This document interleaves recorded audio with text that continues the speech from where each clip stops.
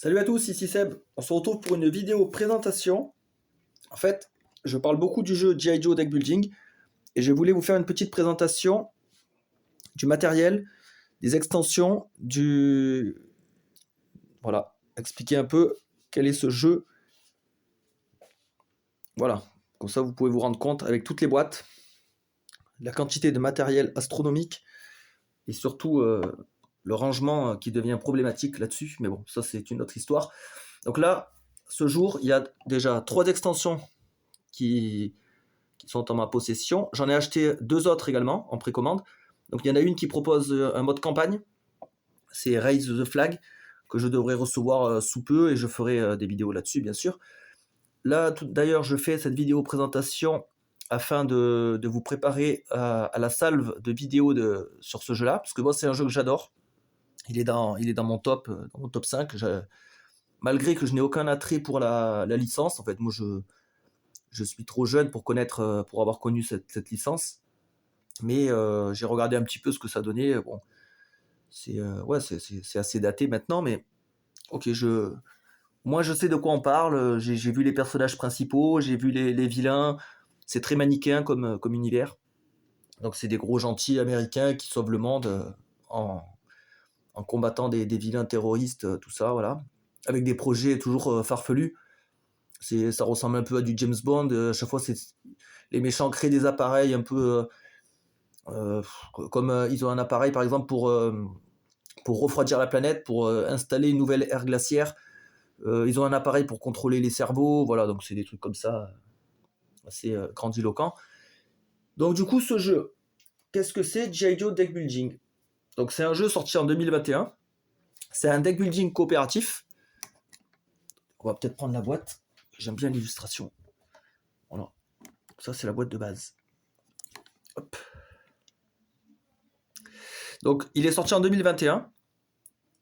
Deck building coopératif, deck building à rivière, donc en opposition avec les deck building à marché fixe.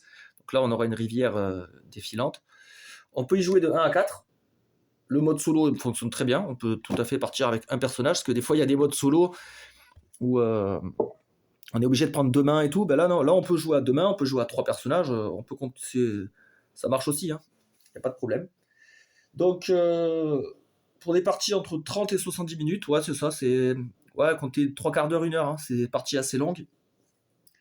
Le poids BGG en niveau complexité, ils mettent 2,60 sur 5, donc c'est un poids moyen. Ça me paraît assez bas quand même, parce que, alors oui, dans les mécaniques, tout ça, c'est assez simple. Après, selon les extensions et tout, il peut y avoir pas mal d'éléments sur la table, ça peut être compliqué de s'y retrouver parfois. Il y a beaucoup de choses à prendre en compte, beaucoup d'éléments. Le créateur du jeu, le designer, donc c'est TC Petit 3. Donc il a un nom un peu bizarre. Donc là, je regarde sur BGG, qu'est-ce qu'il a fait d'autre? Il a participé à Power Rangers Deck Building. Donc Power Rangers, c'est du même éditeur, Renegade Games. Il a fait quoi d'autre? Il a fait My Father Work, le travail de mon père. Comment ils l'ont traduit? Je sais plus comment ils l'ont traduit. C'est un jeu assez récent, 2022. My Father's Work, c'est le jeu qui marche avec l'application. Donc il a fait ça. Qu'est-ce qu'il a fait d'autre? Il a pas fait grand chose. Power Rangers, G.I. Joe, ouais. Ah oui, il a participé à des extensions de Hostage Negotiator. Et également, alors il a participé à un autre jeu G.I. Joe, donc il doit être fan de la licence, j'imagine. G.I. Joe Mission Critical. Donc ça, c'est un jeu avec des figurines. J'avais regardé. Ça aurait pu m'intéresser aussi, mais par contre, au niveau du prix, c'est un peu compliqué. Le dessinateur, l'artiste, c'est Robert Atkins. Et Robert Atkins, donc il fait les dessins sur ce jeu-là et sur le G.I. Joe Mission Critical. Donc on s'y retrouve. Voilà. Donc comme je vous disais, donc ce jour pour l'instant, en tout cas, moi j'ai 3 extensions. Donc elles sont sorties dans cet ordre-là. Donc le Shadow of the Serpent, Cold Snap et le crossover avec les Transformers. Donc ils n'ont pas inventé ce crossover, ça existait déjà dans des comics, ça existe dans des animés, etc. C'est des épisodes en fait. Toutes les boîtes en fait, ils reprennent des épisodes, on va dire connus des fans, des habitués. Voilà. Alors en fait, si on passe en revue le matériel et les mécaniques, Donc en fait, chaque partie, on va devoir passer au travers d'un deck de mission. Donc vous voyez, ça c'est la mission 1 par exemple. Ça c'est la mission 2. Donc chaque mission se décompose en plusieurs cartes. On a à chaque fois un deck. On n'utilise pas tout, donc ça c'est intéressant pour la rejouabilité. Et à chaque fois, donc il y a un petit texte de fluff, il y a des conditions, il y a des compétences à avoir pour valider ou pas les objectifs. Donc à chaque fois qu'on joue une partie, on va prendre une mission. Par exemple, on va se dire, on part sur la mission 1, on prépare son deck mission, on doit passer à travers toutes les cartes, et à la fin, on a une carte mission finale que l'on doit réussir. Et si on réussit, you win. Voilà. Pour réussir une mission, il faut valider des succès, et on valide des succès avec les dés. Donc ça, c'est bien, parce que c'est justement une particularité de ce jeu-là, c'est que c'est un deck building donc, à rivière, et avec des dés, avec du lancer de dés. Donc il y a des cartes qui vont nous donner des dés. On va pouvoir maximiser nos chances de succès en lançant plus de dés. Par contre, on n'est jamais assuré de réussir. Même avec 10 dés, on peut faire 0 succès. Parce que les dés sont assez impitoyables. Donc il y a 3 faces qui donnent rien, 2 faces qui donnent un succès, et une face qui est double succès. Et l'avantage avec les cartes, c'est qu'il y a des cartes qui nous donnent des relances, il y a des cartes qui nous donnent plus de dés, il y a des cartes qui baissent la difficulté par exemple d'une mission. Voilà, on va avoir tout ce genre d'effets qui interagissent vraiment avec les cartes et les dés en fait. C'est ça qui est bien. C'est que les deux mécaniques sont bien imbriquées, je trouve. Donc c'est ça qui fait le sel du jeu, et ça donne un stress et une espèce de suspense. Parce que quand on est à la fin, qu'on doit valider 7 succès et qu'on n'a que 6 dés, on se dit waouh, là ça va être chaud. Donc on va engager des duos. Donc les duos, ce sont les personnages, les gentils en gros. On va engager des duos qui ont les compétences, par exemple Marksman. Ça, je crois que c'est tireur d'élite. Et explosif pour maximiser les succès. On va utiliser des cartes. On peut s'entraider quand on joue en coop. On peut prêter des cartes à ses camarades, etc. Donc il y a vraiment une forte interaction. Là, je sais qu'il y a une extension que j'ai déjà précommandée qui va ajouter un mode de traître. Donc ça pourra rappeler Legendary Alien où il y avait la possibilité de jouer un traître. Donc un traître caché parmi les joueurs. Donc ça, c'est pas mal. Donc là, ils vont faire pareil avec G.I. Joe. Il y aura la possibilité d'un traître dans l'équipe qui pourra essayer de nous saboter de l'intérieur. Donc ça, ça sera plus adapté bien sûr à du multijoueur. En solo, ça sera même pas jouable, j'imagine. Mais voilà, ça existe en tout cas. Donc on a vu donc du coup les missions. Donc là, en fait, dans la boîte de base, il y a 2 missions. Donc chaque deck donc se joue avec. On peut pas mélanger. Enfin après, si on veut mélanger, mais bon. Normalement, voilà, chaque deck est numéroté, mission 2, etc. On peut pas les mélanger. Mais bon, si on veut faire une variante maison, hein, pourquoi pas. Hein. Après, on va avoir quoi? On va avoir les Joe. Donc chaque extension va ramener des nouveaux Joe. Ça, c'est des personnages connus de la série. Donc pour ceux qui connaissent, hein, les DJ. Lui, je crois que c'est le chef en fait, Duke. On a Snake Eyes. D'ailleurs, ils ont fait des films là-dessus. Il y a le film Snake Eyes. Il y a les 2 films G.I. Joe, mais bon, ils sont un peu nazes, selon mes critères. Hawk. Voilà, c'est des personnages à chaque fois. Snowjob, donc lui, il vient avec l'extension Cold Snap, pardon. Gungo, voilà. Donc chaque boîte va ramener des leaders. Donc ça, c'est bien. Et on a les leaders en version évoluée. Donc c'est les mêmes personnages, mais en version beaucoup plus fort. Avec de meilleures compétences. Vous voyez, chaque personnage a des compétences propres qui vont lui donner des dés lors des missions. Si ça remplit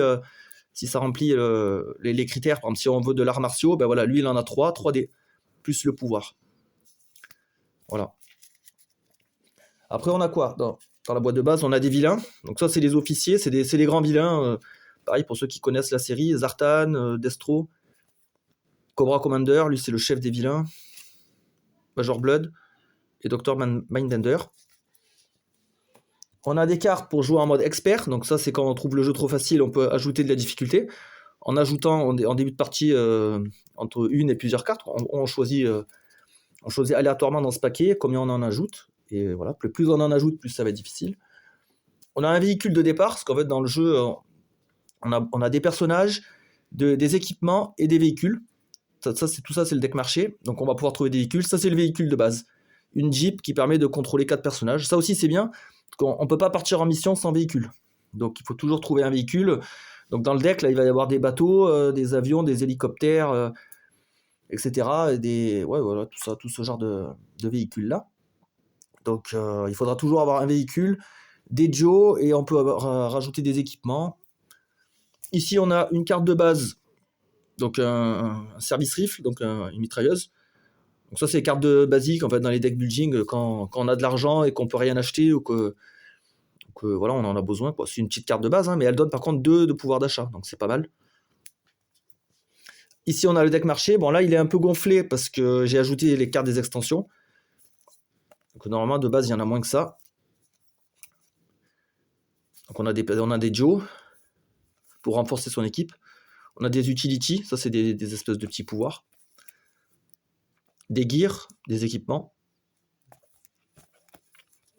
Voilà, donc on va avoir une rivière de cartes composée de 6 cartes.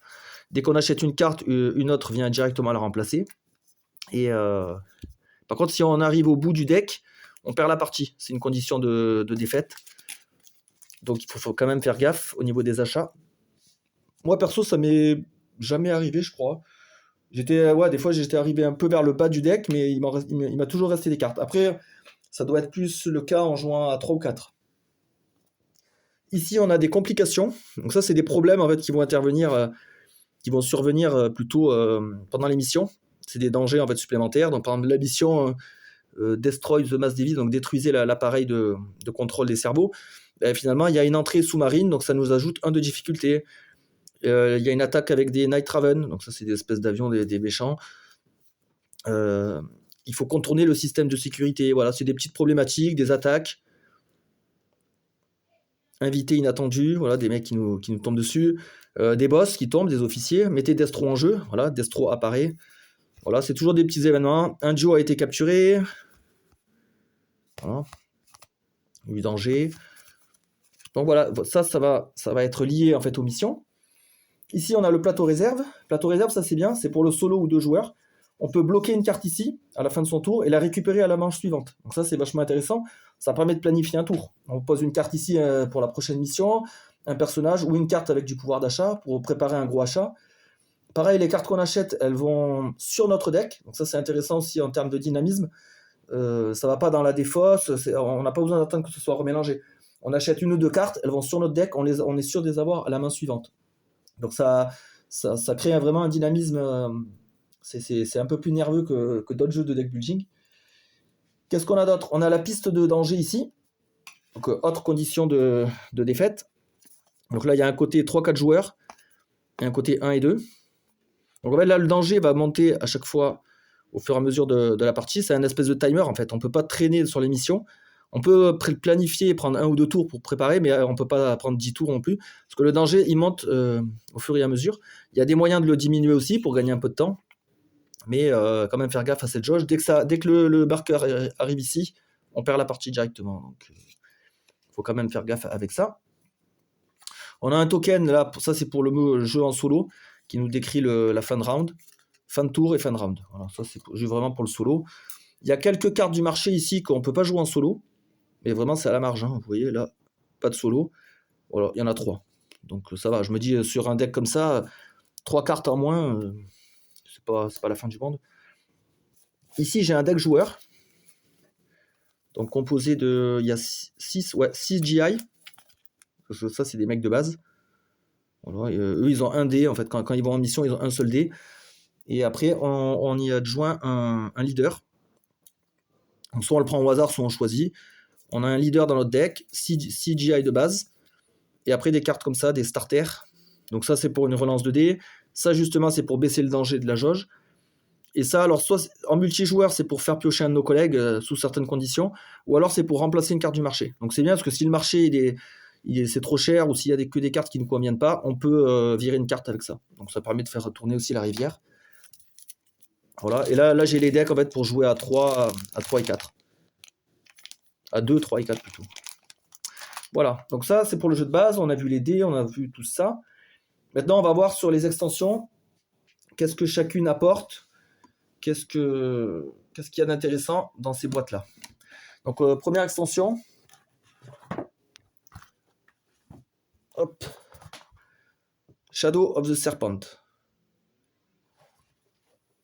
Donc chaque boîte déjà amène des cartes du marché, ça c'est sûr et certain. Elle amène aussi des vilains, donc des vilains emblématiques. Donc là, on a Serpentor. Donc lui, il fait partie en plus d'une mission. C'est celui qu'on voit sur la boîte, là, avec le déguisement de serpent. Donc, on a Dr Venom. Il est chiant en plus. Et Firefly. Voilà. On a 2 missions. Donc on a la mission justement avec Serpentor. Celle-là, elle est intéressante parce qu'en fait, Serpentor, le concept, en fait, c'est que les méchants, là, là, vous voyez, ils sont en pleine réunion. Ils ont récolté l'ADN de tous les grands leaders du monde. En gros, Jules César, Genghis Khan, je sais pas, tous les dictateurs, tous les tyrans, les mecs super intelligents, tout ça. Ils ont mis toutes ces ADN-là dans ce personnage-là de Serpentor. Donc c'est une espèce d'être super fort, super évolué. Et après, Serpentor, comme il est tellement intelligent, en fait, qu'il se retourne contre ses créateurs. Et donc ça crée tout un scénario. Bon, après, voilà. Vous voyez, examiner l'ADN que Cobra a collecté. C'est carrément kitsch. Hein. Il ne faut pas chercher de... Il n'y a pas de sérieux là-dedans. Hein. Vous voyez là, la création de Serpentor. C'est complètement kitsch. Hein. Mais c'est pas grave parce que c'est assumé de toute façon. La mission 2, celle-là, elle joue avec les ninjas. On va avoir des espèces de méchants ninjas qui envahissent notre base. D'ailleurs, oui, il y a la base dans cette extension. Vous voyez, là, on est overwhelmed, on est encerclé, en gros, par les ninjas. Donc là, ils attaquent notre base. Une espèce de commando de ninjas. Donc les ninjas, justement, on en a ici. Donc ça, c'est un style de carte qui vient nous embêter. D'ailleurs, hop, ça me fait penser que je ne vous ai pas montré. Il y a des cartes là de certains types de méchants. Ça, c'est bien ça, parce que ce sont des cartes donc pour les méchants qui vont nous embêter. Et j'aime bien dans ce jeu-là, c'est que les méchants ont plusieurs moyens de nous embêter. Ça va sur le marché. Donc en fait, ça remplace une carte du marché. Donc ça nous bloque déjà des achats. Et en plus, si on met 5 bataillons, il y en a 5. Ouais, c'est ça. Si on doit placer le 6e Cobra Bataillon, et que c'est impossible parce que la pile est vide, on perd la partie. Autre condition de défaite. Donc on a la jauge, on a les Cobra Bataillons et la fin du deck. Donc il y a plusieurs conditions de défaite à surveiller. Donc ça renforce un peu la difficulté. On a les Cobra Troopers, eux ils viennent dans notre deck. Ça, c'est des cartes qui vont dans notre deck, qui vont pourrir du coup notre main et notre deck. Donc c'est bien parce que les méchants peuvent nous embêter de plusieurs façons, en augmentant la jauge, en venant dans notre deck directement, en nous embêtant sur le magasin, sur le marché. Donc je trouve ça vachement intéressant. Et eux, en plus, ils peuvent venir dans notre base. Parce que voilà, je vous ai mis la base ici, il y a des tuiles, des tuiles cartonnées. Ça représente notre base en fait, plutôt comme ça, avec des capacités. Donc ça c'est un module en fait qu'on peut mettre dans toutes nos parties. Ça réduit la difficulté de mettre ce module-là. Donc du coup, si on joue avec ce module, on peut mettre plus de cartes experts pour compenser. On peut se mettre 2-3 cartes. Et si on ne met pas la base, du coup, on n'en mettra qu'une ou deux, etc. On peut vraiment réguler comme on veut. Donc la base, ça c'est vachement bien, parce que quand une face sur le côté abîmé, là, cassé, on ne peut pas s'en servir, on n'a pas le pouvoir. Par contre, si on paye le coup, hop, on a accès à des capacités en plus. Laser canon, lancer un dé additionnel dans les side missions, donc dans les petites missions. Donc c'est des effets vraiment sympathiques. Et en fait, les ninjas, eux, quand ils apparaissent, ils viennent sur des emplacements de la base pour nous embêter et annuler les pouvoirs. Donc après, il faudra les virer. Et je sais plus ce qui se passe s'ils envahissent toute la base. Je sais plus si on perd ou pas. Mais voilà, encore un petit module en plus. Les cartes, les extensions ajoutent des complications. Donc les complications sont en 3 niveaux. Moi, j'ai slivé en couleur pour m'y retrouver au niveau du rangement. C'est plus simple. Donc les jaunes, c'est les niveaux 1. Orange pour niveau 2, rouge pour niveau 3. Donc les niveaux 3 sont plus compliqués à gérer. Donc voilà, attaque de ninja, voilà. Donc quand on joue avec cette extension, on va mettre ces cartes-là en priorité, parce que c'est des dangers relatifs aux ninjas et qui jouent sur cette mécanique-là. Voilà. Donc là, on a fait le tour de Shadow of the Serpent. On va passer à la boîte. Celle-là, je pense que c'est ma préférée d'extension. Hop, Cold Snap. Donc ça, c'est un épisode connu des fans. Donc ça, ici, c'est là où où les méchants ont leur appareil pour geler la planète et installer une nouvelle ère glaciaire. Donc livret de règles. On a toujours 2 missions. Donc la première, c'est celle avec justement la neige. détruisez l'appareil de domination du climat. Donc ils veulent réguler le climat à leur sauce. Arctic Blast.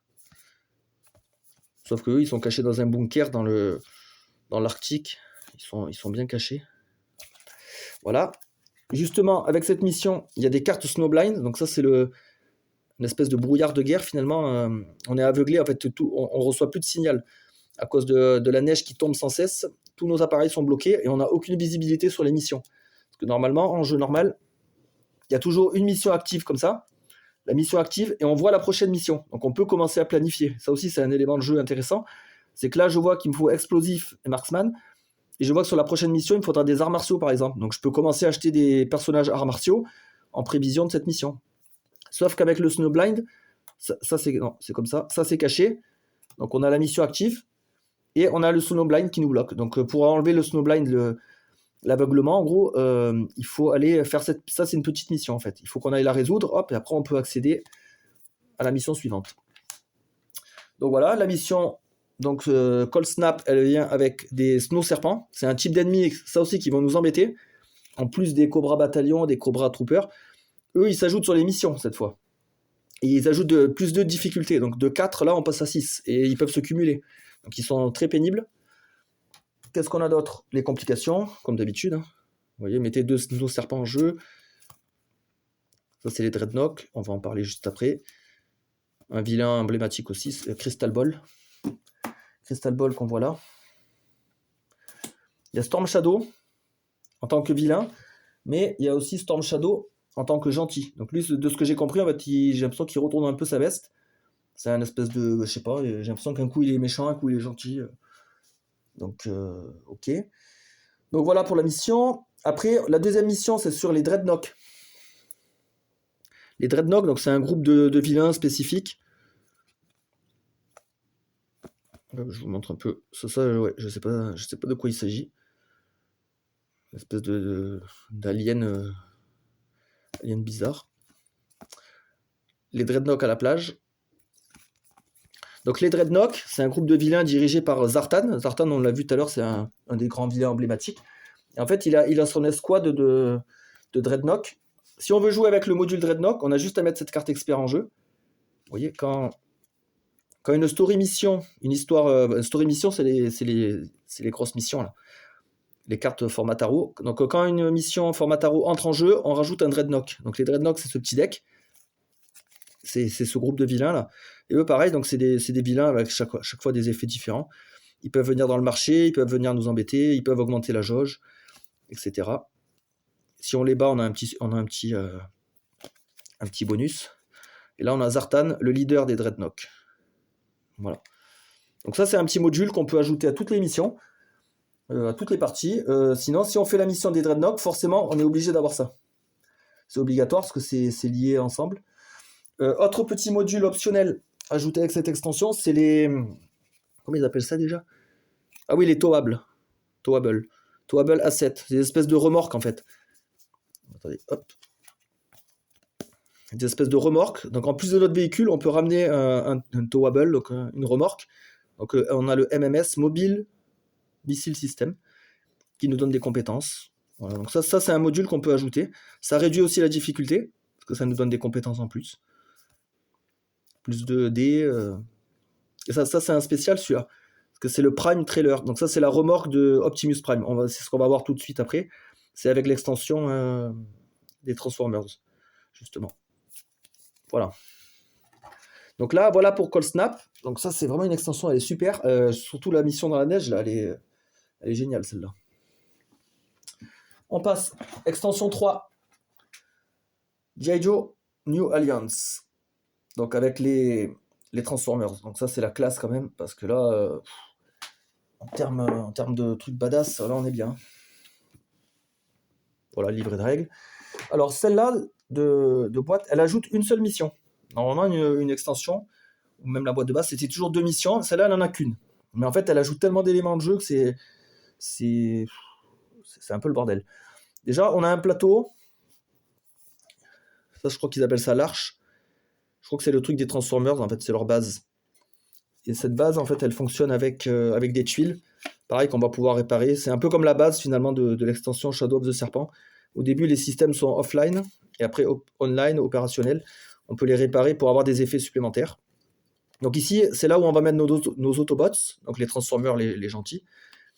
On va pouvoir les utiliser pour les envoyer en mission avec nos G.I. Joe. Donc c'est énormissime. On a ici une espèce de portail que les méchants veulent ouvrir. Je crois que d'abord, oui, c'est comme ça.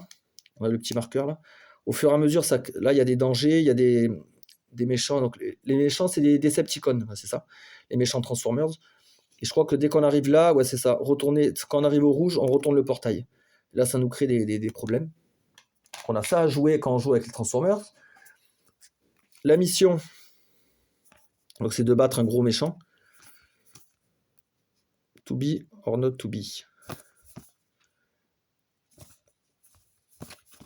Le méchant, vous voyez, Optimus Prime qui est attaché.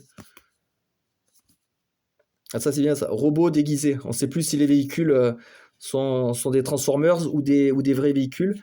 Donc ça j'adore ça. C'est thématique et c'est mécanique. En plus, la mécanique est liée à la thématique. Donc les transports dans votre hangar ne sont plus disponibles pour les groupes missions. Donc c'est bien parce qu'on se méfie, en fait, c'est thématique.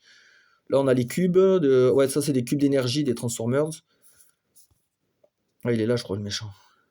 Oh, il est trop classe. C'est un énorme robot. Donc là, c'est vraiment pour les fans, c'est assez énorme. On a des dés roses. Donc ça, on les utilise dans cette extension. Mais pas seulement, en fait. Ça, c'est les dés en fait, des Transformers. Ils sont différenciés des dés verts habituels. Mais par contre, ce qui est bien, c'est qu'ils ont les mêmes faces que les dés verts. Donc on peut très bien les utiliser pour les parties standards. Dans le jeu de base, il y a 8 dés. Et je sais que des fois, il y a des missions où je devais lancer 10, 12 dés. J'étais embêté, je devais lancer et relancer des dés derrière. Ben là, justement, avec 8 dés supplémentaires, j'ai un peu de marge. Donc ça, c'est très très bien. Donc là, on a quoi? Des cartes de marché relatives aux Transformers qui ne marchent qu'en mission Transformers. Dinobot Rampage, voilà, Unified Front. Donc là, on voit les G.I. Joe et les Transformers. Les cubes d'énergie. Voilà, ça marche que avec cette extension-là. On a les problématiques habituelles, les complications liées au scénario. Swarm Attack. Cette extension, pour moi, c'est la plus compliquée. Au niveau difficulté et règles supplémentaires, il y en a de partout. La table, elle est envahie, il y en a de partout. Celle-là, elle est vraiment dure, il faut s'accrocher. On a un vilain, celui-là, il peut être mis dans tous les decks, en fait. Il n'a pas de mécanique spécifique aux Transformers, c'est juste un vilain supplémentaire, un officier. Là, par contre, on a des Decepticons, des officiers, mais que pour cette mission. Devastator, qui est très très fort avec 9. Megatron, East Tank, Shockwave, Starscream et Soundwave. Donc ça, c'est des officiers spécifiques à la mission. Nous, pour les combattre, on a des Transformers, différenciés en 3 niveaux. Donc lui, c'est un niveau 3, par exemple, Hot Rod.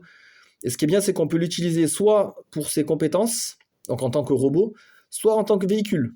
Et là, si ça devient un véhicule, on peut mettre deux Joe dedans. Donc les G.I. Joe peuvent rentrer dans les Transformers pour se déplacer. C'est énorme. On a même le dinosaure. Donc celui-là, il peut prendre qu'un Joe. Qu'on voit là-dessus. Cup. Donc ça, c'est énorme, parce que quand on n'a pas de véhicule, on peut prendre, par exemple, Ironhide. Il a 5 emplacements, et en plus, il a des capacités. Donc c'est vraiment très fort. Optimus Prime. Donc lui, c'est l'ultime.